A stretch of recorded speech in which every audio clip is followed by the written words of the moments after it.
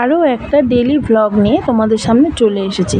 Hello everyone, আমি আমার প্রতিদিনের জীবনযাত্রা তোমাদের সাথে তুলে ধরি। হয়তো আমি ক্যামেরার সামনে আসি না, তবে আমি আমার রান্নাগুলোকে, নানান রকম রান্না যেহেতু আমি রান্না করতে ভালোবাসি, সেই রান্নাগুলোকে প্রেজেন্ট করতে ভালোবাসি। কিন্তু তোমরা আমার ভিডিও তো দেখছো না, কেন জানি না, হয়তো আমার ভিডিওরই কোনো খামতি আছে বা কিছু। যাই হোক, আশা রাখবো তোমরা সবাই আমার ভিডিওটা দেখবে। আর জানো তো, আজকে সমস্ত সবজিতে ছ্যাঁচড়া বানিয়েছিলাম মাছের মাথা দিয়ে।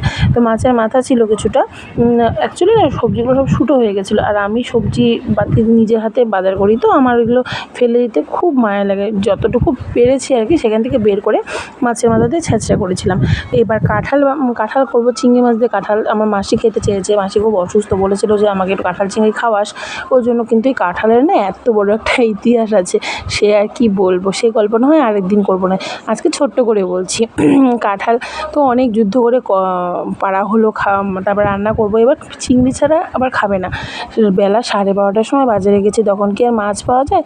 তবুও কপাল ভালো ছিল, সার দিয়েছিল সাথে, তাই জন্য ভালো চিংড়ি মাছ পেয়ে গেছি। এবার চিংড়ি মাছ নিয়ে আসার পরে কাঁঠালের কিছুতেই মানে কাঁঠালটাকে কিছুতেই মাখো মাখো ব্যাপারটা আনতে পারছি না।